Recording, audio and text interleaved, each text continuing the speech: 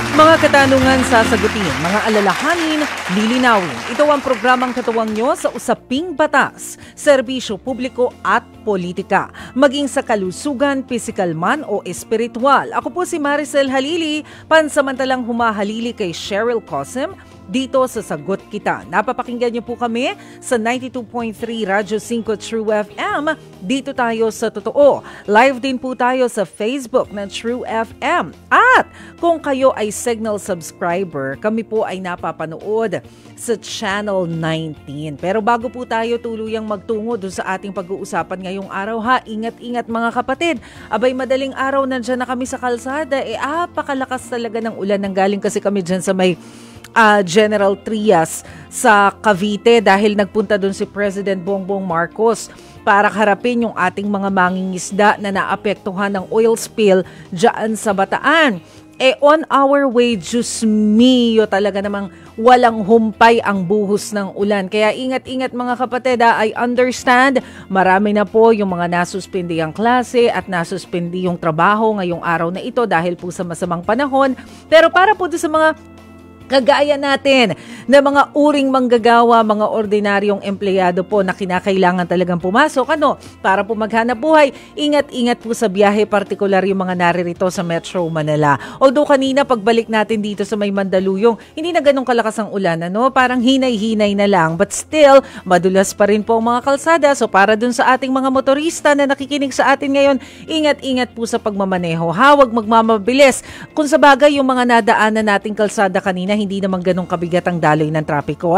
At least ngayong hapon, hindi natin alam kung ano nang mangyayari mamayang rush hour. Hopefully, mas maluwag pa rin po ang daloy ng trapiko, lalo't hindi naman lahat pumasok sa kanilang mga opisina. So, hinay-hinay po, ingat-ingat lamang sa pagmamaneho at sa biyahe dahil po medyo masama pa rin po ang panahon. And huwag kalimutan na uminom ng multivitamins at vitamin C dahil sa mga ganitong panahon, usong-uso ang trangkaso. But hopefully, hindi tayo trangkasuhin sa pag-uusapan natin ngayong hapon, lalo na po tuwing Miyerkules, usapang politika tayo mga kapatid. Ang ating po pag-uusapan, ang operasyon ng mga otoridad laban kay Pastor Apollo Kibuloy. Pang-5 araw na to mga kapatid, matapos pasukin ng mga pulis yung compound ng simbahan ni Kibuloy na Kingdom of Jesus Christ po sa may Davao City. Yun nga lang, hanggang ngayon, hindi pa rin natutunton ang pastor. Sabi nila, parang alam na daw nila yung area, kung saan yung bunker na pinagtataguan daw ni Pastor Kibuloy. Pero hanggang ngayon, hindi pa rin siya nakikita. Layunin po ng ating mga otoridad na maihain yung arrest warrant sa mga kasong kanyang kinakaharap. Pero ang operasyon, susmiyo, na uwi sa tensyon. May mga nagsasabi na overkill o sobra-sobra na ang mga ginagawa ng ating mga pulis. Kahapon nag-issue ang Davao Court ng Temporary Protection Order. Pero nanindigan ng mga pulis na magpapatuloy ang kanilang pagtugis sa pastor. Ayon sa kanila, mga taga-suporta ni Kibuloy, ang agresibo. Nako, kahapon nakausap din natin si President Bongbong Marcos. Ang sabi ni President Marcos, wala siyang nakikita na overkill dun sa nangyayari dyan sa Davao City dahil naturalmente, kailangan daw natin ng maraming pulis dyan to maintain yung order at saka yung safety o kaligtasan na rin ng mga kababayan natin dyan. Dahil ang sinasabi nga ni Presidente kahapon, kung halimbawa ikakaunti lang yung pulis na inilagay nila dyan, baka lalong nagkagulo. Hindi ba? So mas maigi na daw na madaming pulis to ensure na lahat ay nasa order at nasa safety ang mga tao. But unfortunately, marami pa rin po yung mga nasaktan at meron nga pong nasawi. Pero ang sinasabi ng PNP, wala naman daw kinalaman doon sa nangyaring operasyon, yung pagkamatay ng isang miyembro ng KOJC. Pero mamaya, hihingi po tayo ng update sa sitwasyon dyan sa Davao City. Pero of course mga kapatid, gusto rin po naming marinig ang inyong opinyon at pulso tungkol dun sa ating usapin, paksa ngayong hapong ito sa pamamagitan po ng pagsagot sa ating question of the day. Ang ating pong question of the day, ano ang opinyon mo tungkol sa pagtugis kay Kibuloy? Ano yung masasabi mo tungkol dito? Share mo lang sa amin mga kapatid ha. Pwede po kayong mag-comment sa ating live stream. Kung meron po kayong nais na itanong, pwede rin po kayong tumawag sa ating tanungan hotlines sa 8631-5788 o di po kaya ay sa 8631-6674. Nako, kahapon mukhang pinayagan na makapasok ng maluwag doon sa compound ng Kingdom of Jesus Christ yung mga miyembro nila, unlike nung mga nakakaraang araw dahil nga po doon sa paglabas ng temporary protection order. So kamustahin na muna natin ang sitwasyon ngayon dyan sa Davao City, live via StreamYard, si mobile journalist Evan Tarinque. Evan, magandang hapon sa iyo. Ano na bang nangyayari dyan? Kamusta na yung sitwasyon?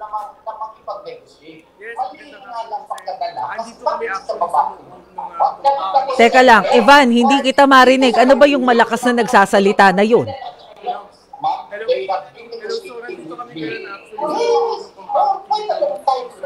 Teka lang. Balikan natin si Evan ha, kasi hindi ko marinig dito sa booth. Hindi ko alam kung technical problem ba yun. Bakit hindi natin makita si Evan? Kasi importante na malaman natin kung kamusta na yung sitwasyon dyan sa Davao City. Humupa na ba ang tensyon? Kumalma na ba?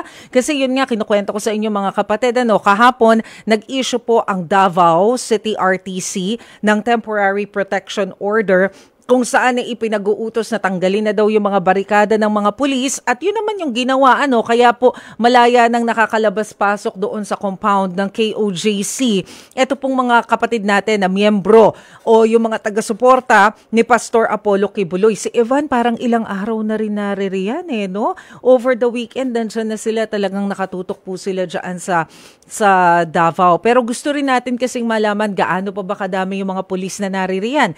Kasi kanina nakausap din natin si Interior Secretary Benher Abalos. Kasama natin siya sa Cavite. At ang sinasabi nga niya, hindi aalis yung mga pulis natin dyan sa Davao City despite the temporary protection order dahil ipinapatupad lamang naman nila yung kautusan ng korte na i-issue o mag-issue ng warrant of arrest laban po dito kay Pastor Apollo Kibuloy. Dahil kung matatandaan natin, matagal na po na nagsimula itong kaso ni Kibuloy, hindi lamang dito sa Pilipinas. Nagsimula pa po yan sa US taong 2018.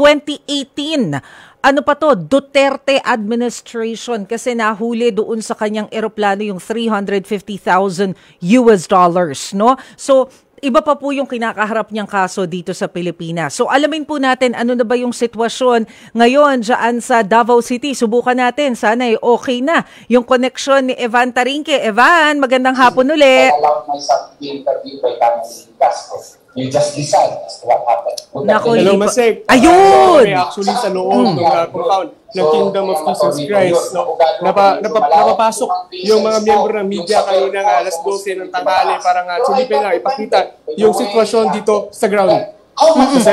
Evan, paki-describe sa amin ano yung observation mo dyan sa loob ng Kingdom of Jesus Christ compound.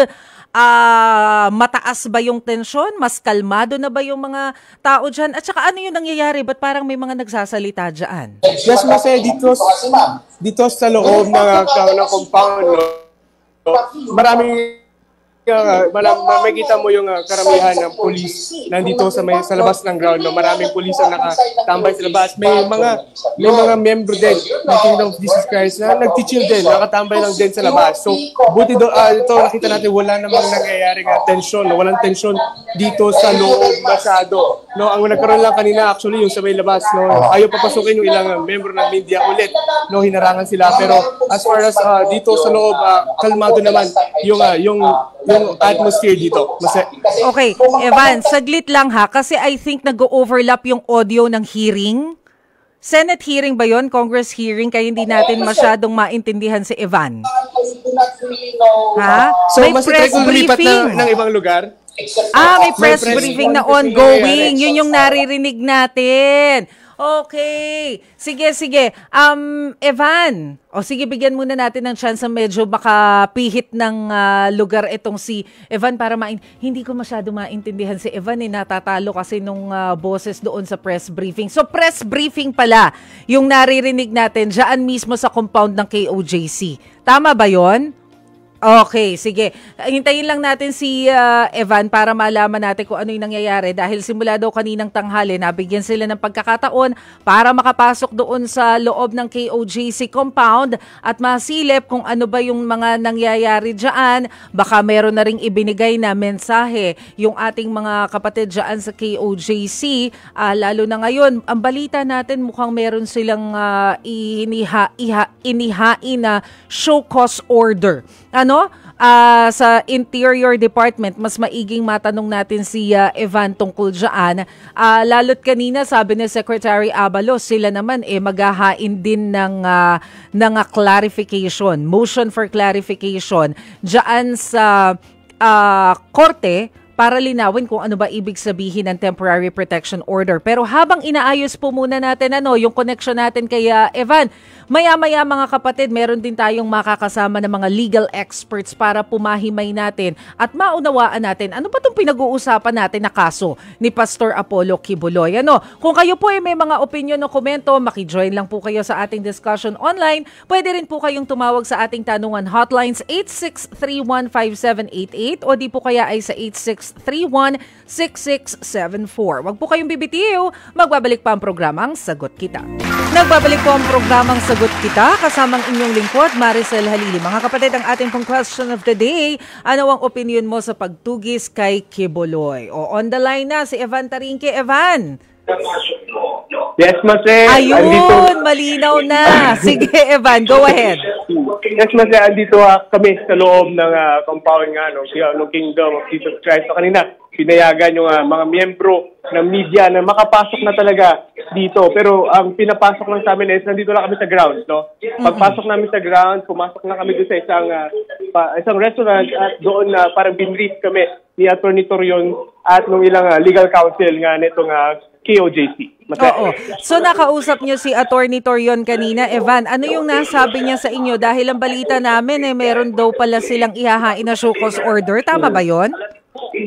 Actually, Mase, naghain na daw sila kanina, kaninang umaga, nung ito ang sinasabi ng show cause order. And yun nga, sabi niya kanina, naunahan pa daw niya yung ilang miyembro, ito ang PNP, naunahan pa daw nila file ito kasi nga actually ang DILG mag-file dapat ng motion for ng classification kung ano yung talaga yung nangyari or ano yung dapat kung paano ipapatupad itong TPO kahapon na nirelease kahapon. Kaya kanina nag-file naman itong kampo naman ng KOJC para mas malinis na ito. Pakipaliwanag na sa amin, Evan, ano ba yung objective nila for the show cause order? Ano ba ibig sabihin nito? Yes, Mase, actually kasi ang yung kanilang pinupunto dito is dapat daw wala nang mga militant or wala nang pulis sa loob ng kanilang compound. Yun talaga yung kanilang main concern. Actually, kahapon nga, nandito kami nung nirelease nga yung TPO, yung ibang tao talaga, yung ibang miyembro, talagang masyadong excitement. Tuwang-tuwa sila, yung iba naluluha. Pero unfortunately, parang mali yung pagkakaintindi or nagkaroon ng misunderstanding kung paano na-interpret itong TPO. Kaya ngayon, kailangan nila ulit mag-file ng panibago para malinis talaga, ma-planta talaga. Ano ba talaga yung sakop nitong TPO? I see. So, habang nililinaw pa o hinihintay pa yung clarification ng korte, yung mga pulis ng Davao naririyan pa rin sa compound ng KOJC. Pero paano mo ihahambing yung dami ng mga pulis na naririyan ngayon compared nung una kayong dumating dyan? Okay. So, Mase, nung first day kasi nasa labas lang kami, nung pagdating namin, hindi kami allowed talaga pumasok kaagad. Pero doon pa lang nakita namin yung numbers ng kapulisan. Yun nga, may reports nga na nasa 2,000. Ganon karami yung miyembro ng kapulisan na nandito noong panahon na yon. At ito nga kanina, a little update lang, around 11, mukhang nabawasan yung mga kapulisan natin dahil yung itong kalsada sa harapan nito, yung CP Garcia, nakaharang yan. Actually, hinarangan niya ng kapulisan. Pero kanina, wala na.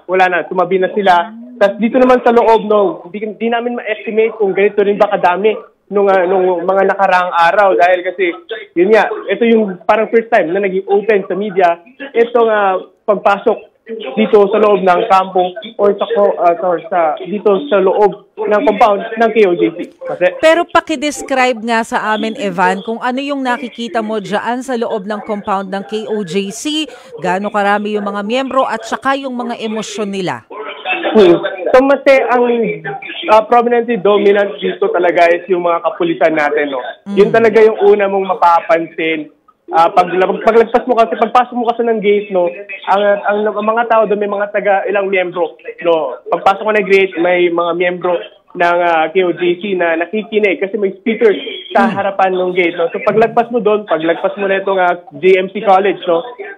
Pag dito sa may harapan ng kanilang katedral, makikita natin paglagpas mo doon puro pulis na. No, puro pulis na yung makikita mo. Yung iba nagpapahinga, yung iba naka-camouflage, yung iba naka-uniform. Tapos paglagpas naman doon, may kita naman dito may bandang restaurant, andun may ilang pang muling mga membro ng KOJC na nagpapahinga or nakatambay. Okay? Ano yung update na nakuha nyo, Evan, tungkol doon sa paghahanap kay Pastor Kibuloy? Ano nang nangyari doon sa operasyon nila dyan sa bunker? Meron na bang development? May progress na ba? Yes, Mase. So far, kinaklarify pa namin yung development dito sa loob ng cathedral, no, kasi off limit sa amin. No, so we're waiting para sa PNP to confirm us kung gaano na karami or ano na yung naging development dito nga doon sa sinasabing hinahanap na bunker. Actually, Mase, kanina doon sa aming press con or pag-usap dito kay Atty. Torion, marami na daw kasing building talaga dito. Lalo na nga daw yung itong JMC at yung kanilang cathedral na paulit-ulit na daw pinapasok ng ating kapulisan. Pero sinasabi, pagkatapos daw dito, tapos lipat sa cathedral, tapos hindi daw sure, babalik daw ulit dun sa kabilang building. Pero so far, Evan, simula ng in-issue ng Davao RTC, yung TPO, wala naman nang nangyaring komosyon or anything since yesterday. Yes, tama ka dyan, Mate. No, ever since kahapon, no, free na pumasok yung, pwede na maglabas-pasok yung ilang miyembro o yung mga miyembro ng KOJC dito sa kanilang compound. Plus, yung bumaba rin yung tension. Actually, no, hindi katulad ng mga nakarang araw na may dirian talagang mapapansin. Na pati yung ibang miyembro ng media nadadamay na. No, pero ngayon, wala na masyado, hindi mo na mararamdaman. Dahil nga, halos lahat nga ng miyembro na nakatira dito sa loob ng compound ay nakakapasok at nakakalabas na. Okay? So, pati yung mga kapatid natin sa media, meron pa ba kayong naging observation since early this morning na naka-experience ng harassment kagaya ng mga na-experience before?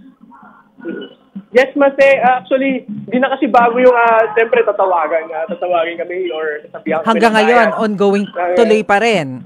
May mga ganong times pa rin. Pero hindi na siya kasing grabe nung mga nakaraang araw, no? Dahil medyo nagbago nga yung mood nila matapos makuha yung, or mabigyan sila nung temporary protective order kahapon. So, nagbago na yung mood nila. Hindi na ganon yung nangyayari ngayon. Pero simula ng in-issue yung TPO, meron ka bang nakita dyan ng mga prominent personalities? Evan, I wonder kung bumisita na dyan sa area sina Mayor Baste or anyone from Duterte family or anyone prominent na kaalyado ni Pastor Kibuloy.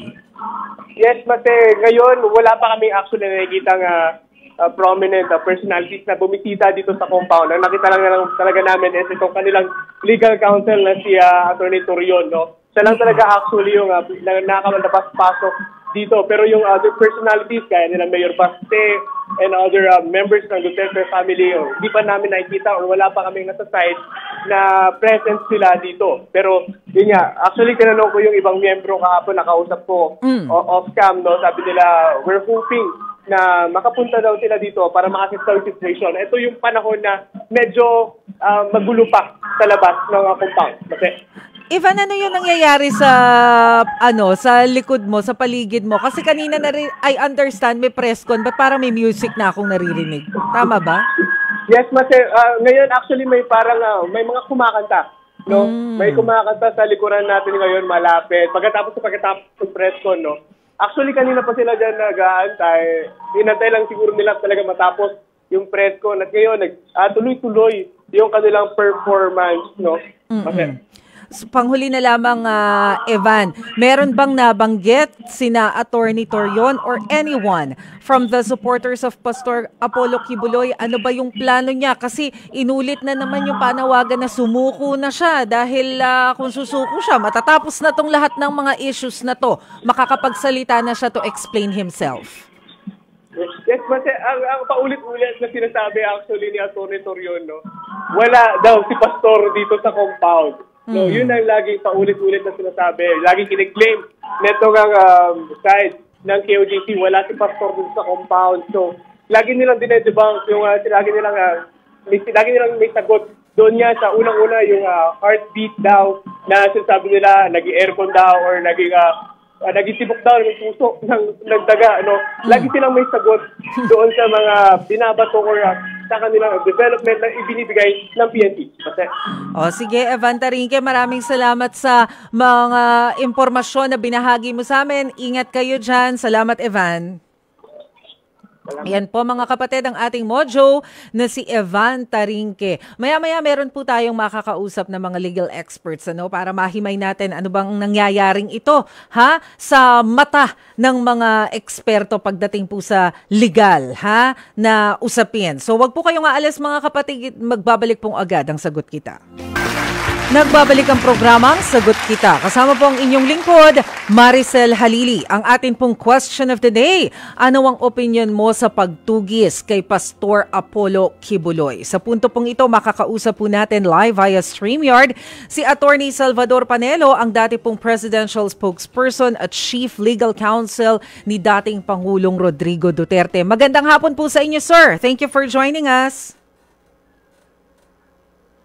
Attorney? Sir? Okay. Balikan muna natin si... nakamute? Pero hindi ko rin kasi nakikita sa frame si Attorney Panelo. Nasa na kaya? Attorney Panelo, can you hear me? Nakamute daw po.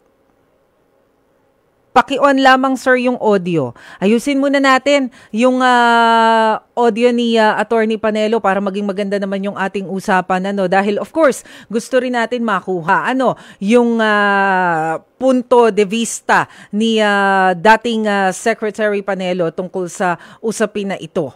Okay, so habang inaantabayan, ready na si Attorney Panelo? Ayan, sir, magandang hapon po sa inyo.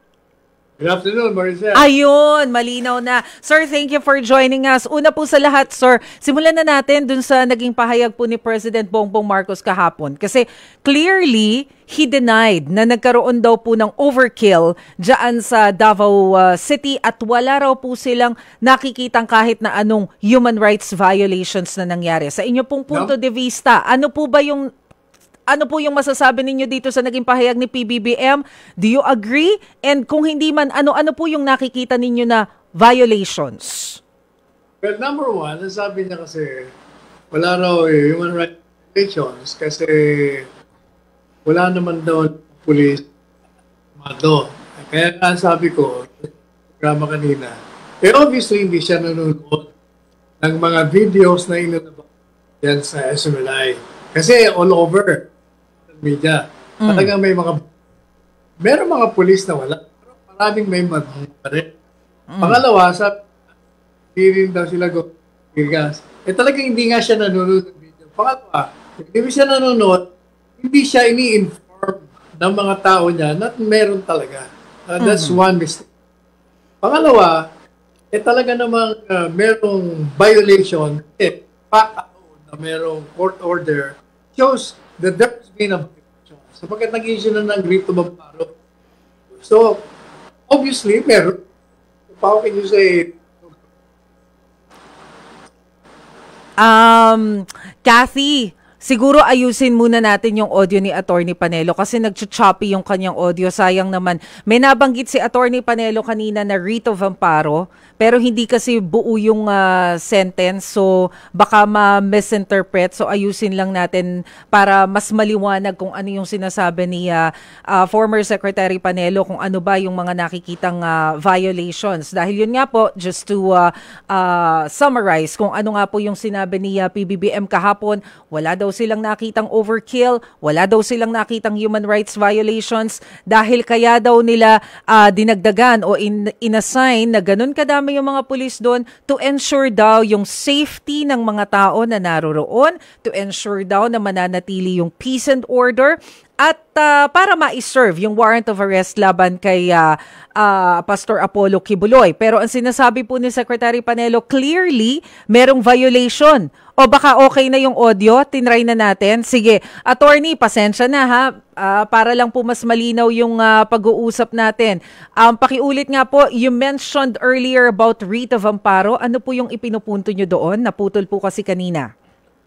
It was I who advised the legal team of the KOJC writ of amparo on June 18. That's 8 days after the incident.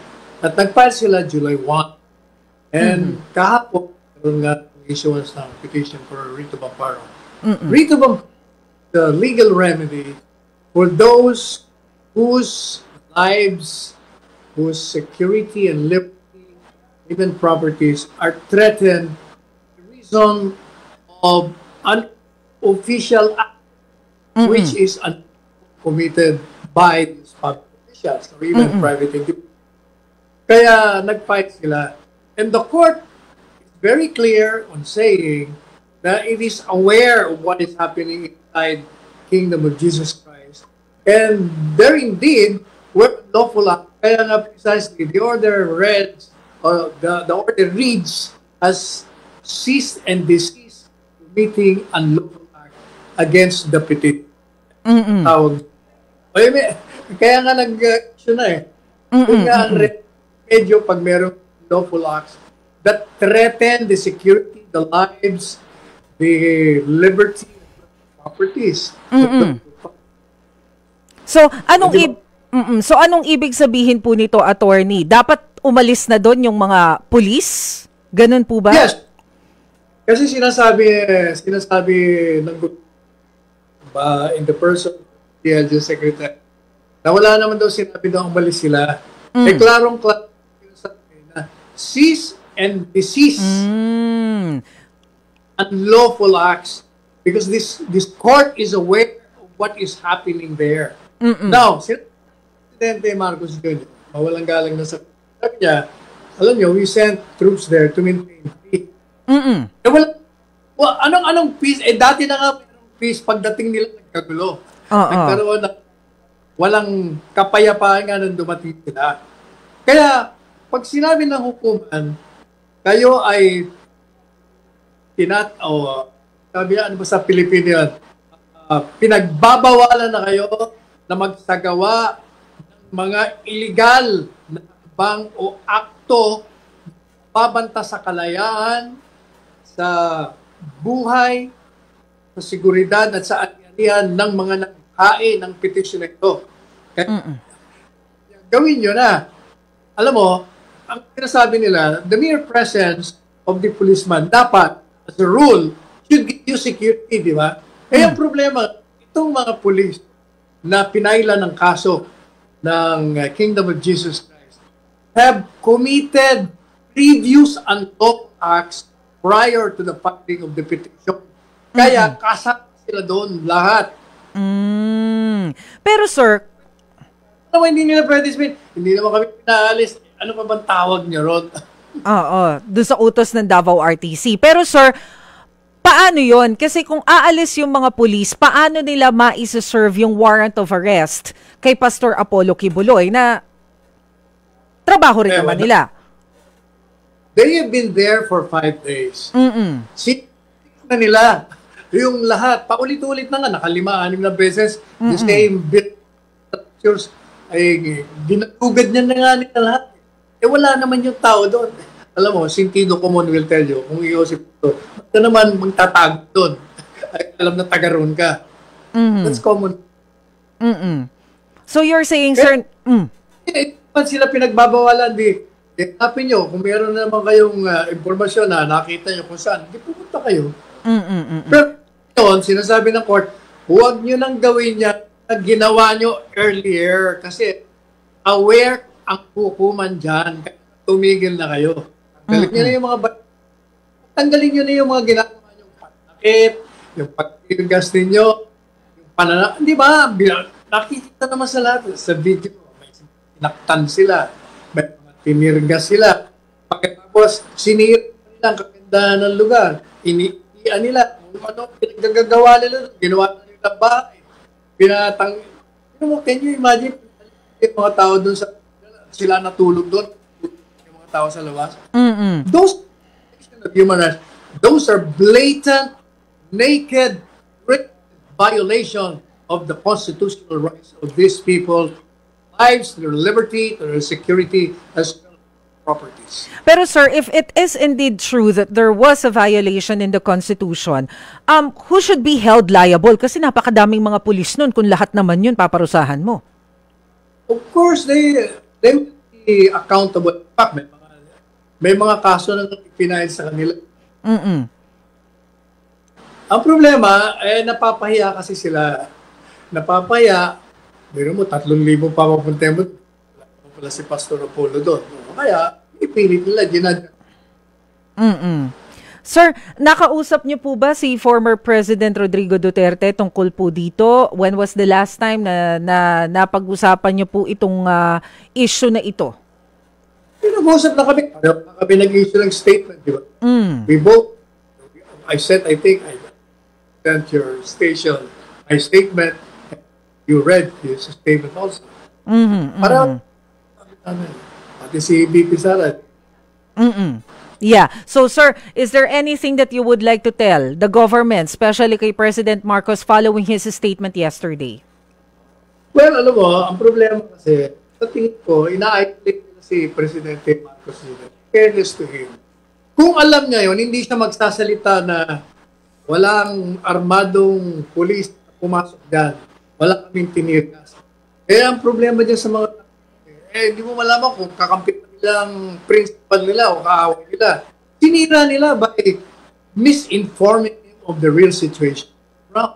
Because, kung president, at dami ng trabaho mo, siyempre, asahan mo kung ano lang sa'yo. You can be expected to watch videos coming from SMNI or to see comments, watch videos sa social media. Trabaho yun, presidente ka. Kung maasa ka, binigay siya maling informasyon, kaya nagsalita siya ng gano'n. Alright. Sige po, sir. Maraming salamat po sa inyo, Attorney Salvador Panelo. Thank you for joining us, sir. Salamat po. Thank you. Okay mga kapatid, sa puntong ito, makakausap naman po natin live via StreamYard ang legal expert na si Attorney Domingo Cayosa. Magandang hapon po sa inyo, Attorney. Good afternoon. Magandang hapon sa nanonood at nakikinig sa inyong programa. Sir, pakipaliwanag nga po muna sa amin itong temporary protection order dahil simula kahapon, ito na po talaga yung laman ng balita. Pero akala namin nung una, temporary restraining order, iba pala yun. Ano po ba itong temporary protection order, sir? Iba ho. Yan ay isang relief na binigay ng korte in response to a petition. Final ito ng grupo ng KOCJ noong June 27 pa. Hinihingi nila sa korte na nangangamba sila na yung kanilang life, liberty, or security may be violated, is violated or threatened with violation by official acts of government. Ito nga, kasi nga napapabalita na noon na nagtatago si Pastor Kibuloy sa kanyang compound. So, inunahan na nila. So, June 27 pa ho ito, hindi lang, matagal lang yung, so siguro noon nakikita ng korte o kaya kulang pa ng ebidensya o may proseso pa, medyo mabagal dapat kasi yan kaagad. Hindi issue. It was only yesterday na nag-issue. Pero, ilinaw ho natin yan, that is only a relief to protect the life, liberty, and security of the petitioners. Hindi ho si Pastor Kibuloy ang nag-petition dyan. At hindi yan it does not quash the validly issued warrants of arrest ng RTC Davao at saka RTC Pasig. I Kasama na rin see. warrant of arrest na inutos ng Senado. These are all outstanding warrants of arrest that are validly issued. So, trabaho pa rin ng PNP, ipatupad yan. Okay. Ngayon, dahil nagkakagirian, di ba? Nagsusunog ng mga goma doon, nagkakapatuhan, nagkakatulakan.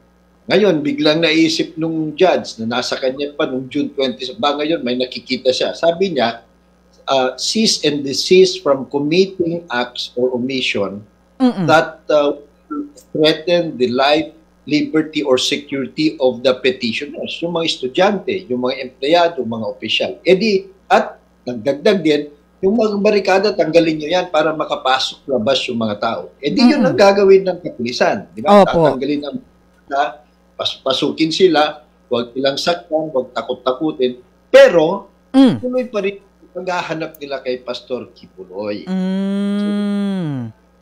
Yan, hindi naman yan utos ng RTC Davao once 15 na yung dalawang warrants of arrest issued by RTC Davao and Pasig hindi nasusundin. Wala din siya jurisdiction na gawin yan kasi co-equal court. Plus meron din arrest yung Senado, di ba? Dahil sa sumisabi doon. Opo. So, hindi naman natin mabiblame ang PNP na ituloy pa rin nila ang paghahanap kay Pastor Kibuloy. Ngayon nga lang, may caution na sa kanila na siguraduhin nyo huwag nyong i-threaten o i-violate yung life, liberty, or security ng mga ibang tao na wala namang kinalaman dun sa kaso. So, that's clear. No?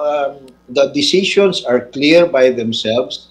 So, the PNP will be guided. Pero, ating tingin, hindi ho naman na-quash yung mga outstanding warrants of arrest. Kaya tuloy pa rin ang paghahanap sa kanya. So malinaw, sir, na hindi obligado ang mga miyembro ng Philippine National Police na umalis dun sa compound ng KOJC. So okay. Hindi ho.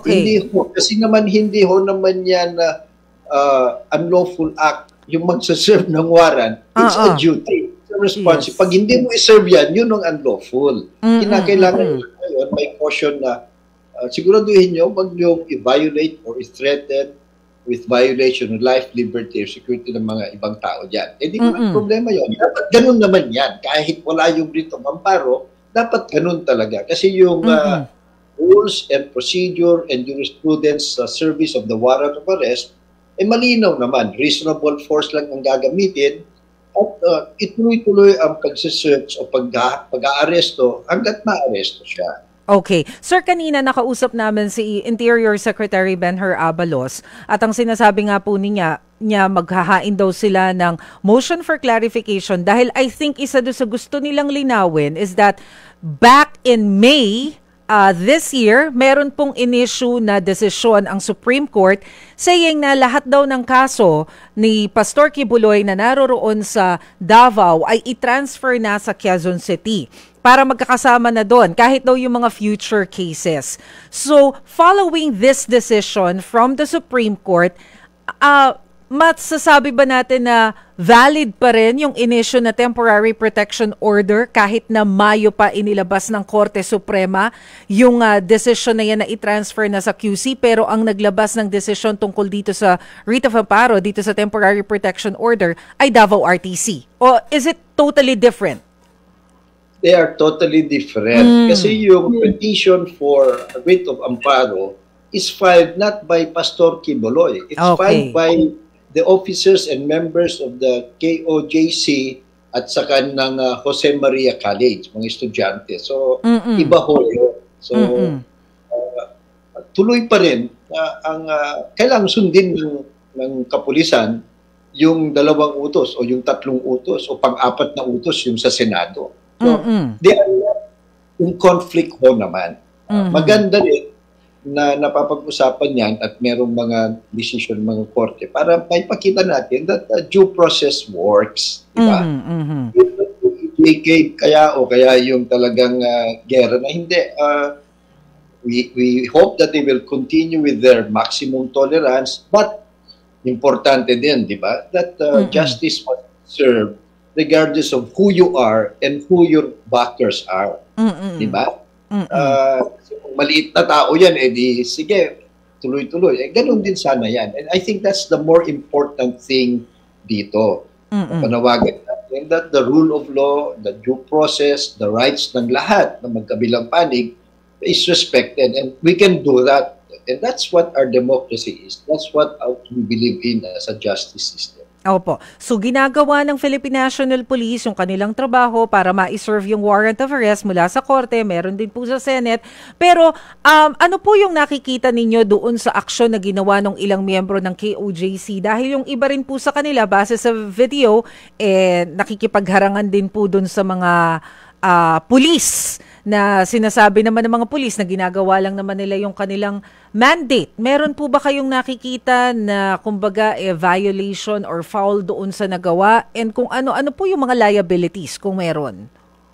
Well, kung sasaktan mo yung mga pulis na nagsaserve ng warrant of arrest o kaya nag-comply sa order ng korte, krimen yun. Kung itatago mo o kaya huwag mong pahintulutan na arestuhin at hanapin at arestuhin yung isang fugitive from justice, yung subject of a warrant of arrest, maaring obstruction of justice yan. So marami yung mga offenses na pwede. Halimbawa, yung kinagisan daw sila o binasa daw sila ng isang liquid na masama amoy. So, kasalanan din ho yung pagsusunog ng mga used tires. Hindi rin ho pwede yun kasi pollutant yan. So mga and I think if we look at the published news reports, meron na atang 18 na inaresto for various offenses. Man yan paglabag ng karapatang pagtao kasi nga, you are free to express yourself, you are free to peaceably assemble, but when you now commit things that are criminal in nature or violates our mga criminal laws, edi mananagot ka naman talaga. Kasi hindi ho naman excuse yung religion, yung passion, or even your political belief, or your personal attachment to the person para gumawa ng illegal acts. Sir, how about po yung sinasabi nilang harassment dun sa ilang members ng media, calling them biased, bayaran, actually yung iba tinawag na dinosaur? Well, managot sila dyan, di ba? For example, ginamit nila ang social media, di cyber libel yan. Nasa inyo na kung magpo-complain kayo. Ganun din mo. Halimbawa, merong media naman na hindi ginagawa ito ba, pwede rin kayong kasuhan for unethical conduct, di ba? O kaya yung kapulisan, pag gumamit ng sobrang dahas, yung unreasonable force or disproportionate force, mananagot din sila. So that's the beauty of this, na hindi tinatago, nakikita ng lahat. But unfortunately, siyempre, there's so much politics in the air. Yes. It's just a full service of valid warrants of arrest. Panawagan natin on all sides, let due process take its course. Of course, we ensure that the rights of everyone is respected, but we cannot have politics, emotions, mass action, or even statute frustrate the rule of law. Kasi dumaan na po ito ng proseso. May nag-file ng kaso, hindi namang maliliit na kaso. They are serious charges. Meron din hong biktima na lumentad, na sinabing nabiktima sila, child sex trafficking, human trafficking, qualified child abuse, human trafficking. Seryosong mga kaso ito non-bailable nga yung iba. Pabigla-bigla, binigyan naman ng pagkakataon ang mga nasasakdal at hindi lang po si Pastor Kibuloy. Ito, marami siyang kasama. May abogado yan Sumagot naman sila, tinimbang ng piskalya, final sa korte, tinimbang uli ng korte at nag-issue ng warrant of arrest. 2 korte. So, dumaan ho to sa due process. Hindi naman yung nasuspetsya ka lang, binaril ka na nila. Ganun, hindi ho Merong konting respeto naman sana doon. Now, as to things in effecting the warrants of arrest, as long as it is reasonable and in accordance with the rules and the law, huwag na sana nating masyadong bahiran ng politika. Of course, we can still express our sentiments. That's okay, but it should not frustrate, hamper, or hinder yung service ng warrant of arrest. Okay. Sir, nabanggit nyo na rin po yung mga kaso ni Pastor Apollo Kibuloy. Nandyan yung human trafficking, yung sexual abuse. Sabi nga po ninyo, yung iba dito sa mga kaso na to, hindi bailable. Pero para po doon sa kaalaman ng mga nakikinig at nanonood sa atin, gaano ba kabigat itong mga kaso ng human trafficking and sexual abuse? Although narinig naman natin yung mga sinabi din ng mga victims, allegedly victims, dyan po sa Senate hearing. Pero pakipaliwanag lang po, gaano ba kabigat itong mga kasong ito? Ano ba yung parusa kapag napatunayan na guilty si pastor dito? Mabibigat ho yung mga kaso, yung qualified human trafficking, yung sexual abuse of minors, di ba? Yung sex trafficking, yung child abuse. Yung iba nga ho dyan, non-bailable. Kaya siguro, hindi madali sa kanya ang mag-surrender kasi alam niya na hindi siya entitled to bail as a matter of right. Diba? Timbang ang ebidensya, hindi siya talaga mabibigyan ng bail. Just like any other person accused of the same crime. At ito ho, hindi lang ito tinimbang ng Department of Justice, ng Piskalya. Finding cause. Umabot na ito sa korte. Tinimbang na rin ng korte. Tinignan na yung mga affidavits, mga counter affidavits, yung mga witnesses, mga dokumento, at nag-issue nga ng warrant of arrest. So, dumaan na ho ito ng proseso. Hindi naman pabigla. Pero sir, iba yung kaso na kinakaharap ni Pastor Kibuloy dito sa Pilipinas at iba rin po yung naroroon sa US. No, sir? Iba ho, similar in some respects kasi doon sa federal grand jury ng California at meron na rin hong indictment doon, meron na rin hong warrant of arrest. Ito ho, conspiracy to engage in sex trafficking by fraud, force, or coercion, sex trafficking of children, mabibigat din. Oo nga. Bulk shipping, yung visa fraud, money laundering, marriage fraud. So, mas marami yun. Kasi galing sila mag-investiga doon eh. Opo. So, talagang marami. At hindi ho ito yung ordinaryong proseso.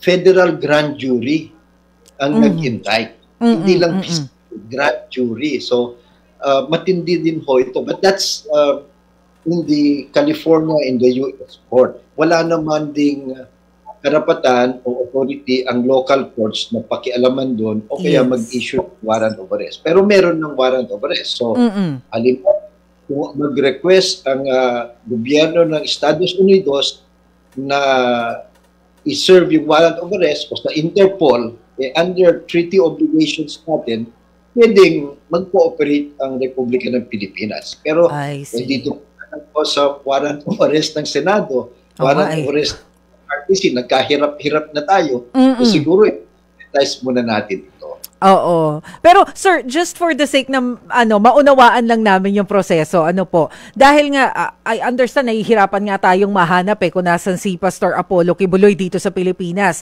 Pero kung once na mahanap siya, for example, at papanagutin paharap sa kanya yung mga kaso dito sa Pilipinas, paano yung mangyayari sa kaso niya sa US kung gagamitan natin ng Interpol nga po na sinasabi ninyo? Obligado ba si Pastor Kibuloy na magpunta sa US to face the case?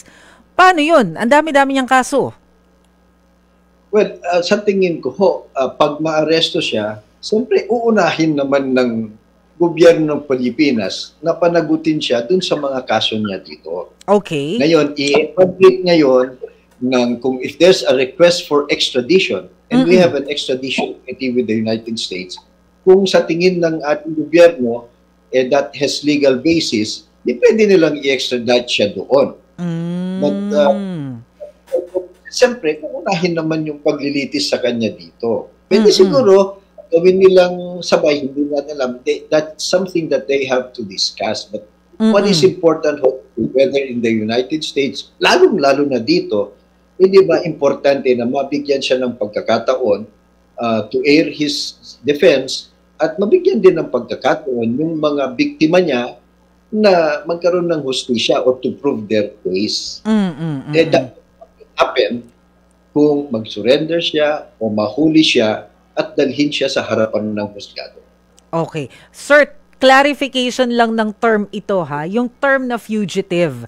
Kasi of course, ang understanding namin, ordinary citizens, fugitive kapag nagtatago ka sa batas. And clearly, kapag hindi ka mahanap ng pulis, nagtatago ka sa batas. But then, dinideny kasi yun eh. Hindi daw fugitive si Pastor Kibuloy. Kayo na nga po, sa inyo na nga po manggaling. Kayo po yung eksperto.